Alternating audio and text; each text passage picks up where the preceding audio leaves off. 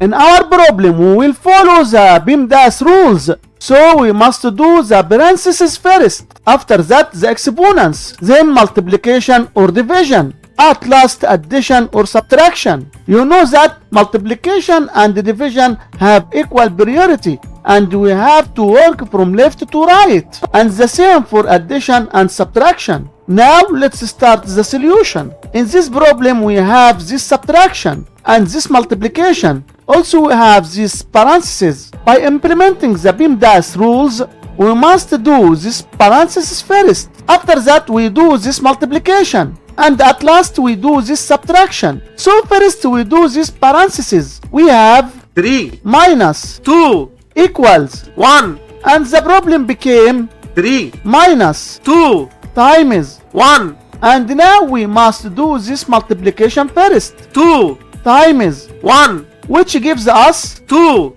now the problem became 3 minus 2 which gives 1. and this was the final answer for our problem.